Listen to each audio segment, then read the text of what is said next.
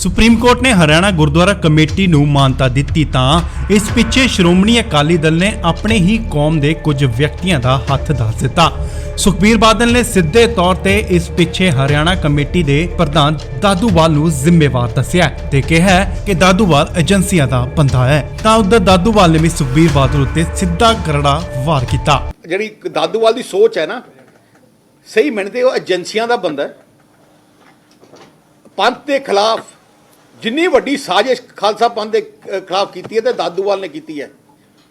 ਤੇ ਮੈਂ ਸਾਰੀ ਸਿੱਖ ਸੰਗਤ ਨੂੰ ਸੁਚੇਤ ਕਰਨ ਦੱਸਣਾ ਚਾਹਣਾ, ਜੋ ਅਸੀਂ ਕਹਿੰਦੇ ਸੀ ਸਹੀ ਹੋਇਆ।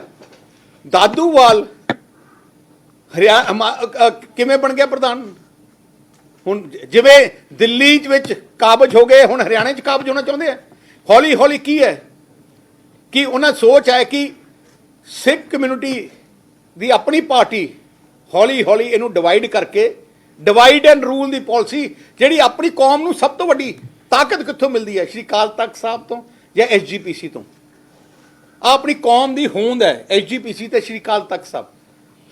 ਬੇਸਿਕ ਹਮਲਾ ਹੀ ਇਹਨਾਂ ਤੇ ਹੋ ਰਿਹਾ।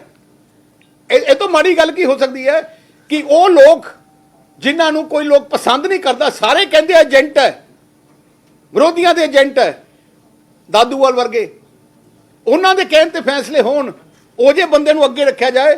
ਮੈਂ ਸਿੱਖ ਪੰਥ ਨੂੰ ਬੇਨਤੀ ਕਰਦਾ, ਜਦੋਂ ਤੱਕ ਆਪਾਂ ਕੌਮ ਦੇ ਗੱਦਾਰਾਂ ਨੂੰ ਪਛਾਣਾਂਗੇ ਨਹੀਂ, ਹਮਲੇ ਹੁੰਦੇ ਰਹਿਣਗੇ ਤੇ ਆਪਾਂ ਦੇ ਅਟੈਕ ਹੁੰਦੇ ਰਹਿਣਗੇ। ਹਰਿਆਣੇ ਦੇ ਸਿੱਖਾਂ ਨੂੰ ਹਰਿਆਣੇ ਦਾ ਹੱਕ ਜਿਹੜਾ ਸਿੱਖਾਂ ਨੂੰ ਲੈ ਕੇ ਦਾਦੂਵਾਲ ਦੇ ਰਿਹਾ, ਜੋ ਸਮਝਦੇ ਵੀ ਇਹ ਸਾਰਾ ਕੁਝ ਦਾਦੂਵਾਲ ਨੇ ਕੀਤਾ, ਤੇ ਮੈਨੂੰ ਖੁਸ਼ੀ ਆ ਕਿ ਮੈਂ ਹਰਿਆਣੇ ਦੇ ਸਿੱਖਾਂ ਨੂੰ ਹੱਕ ਲੈ ਕੇ ਦਿੱਤਾ। ਲੜਾਈ ਲੜੀ ਆ ਸਾਰਿਆਂ ਦੇ ਸਹਿਯੋਗ ਦੇ ਨਾਲ, ਤੇ ਬਾਕੀ ਇਹ ਸਾਰਾ ਪੰਥ ਕੌਮ ਜਾਣਦੀ ਹੈ ਕਿ ਕੌਣ ਕਿਹਦਾ ਏਜੰਟ ਹੈ। ਸੁਪਰੀਮ ਕੋਰਟ ਨੇ ਬੀਤੇ ਦਿਨੀ ਸੁਣਾਏ ਆਪਣੇ ਇਸ ਫੈਸਲੇ ਵਿੱਚ 2014 ਚ ਪਾਸ ਹੋਏ ਹਰਿਆਣਾ ਕਮੇਟੀ ਐਕਟ ਨੂੰ ਬਰਕਰਾਰ ਰੱਖਿਆ। ਇਸ ਐਕਟ ਨੂੰ ਚੁਣੌਤੀ ਦੇਣ ਵਾਲੀ ਪਟੀਸ਼ਨ ਨੂੰ ਖਾਰਜ ਕੀਤਾ ਸੀ। ਇਸ ਤੋਂ ਬਾਅਦ ਹਰਿਆਣਾ ਦੇ ਗੁਰੂ ਘਰਾਂ ਦਾ ਪ੍ਰਬੰਧ ਹਰਿਆਣਾ ਕਮੇਟੀ ਦੇ ਹੱਥਾਂ ਵਿੱਚ ਆ ਗਿਆ।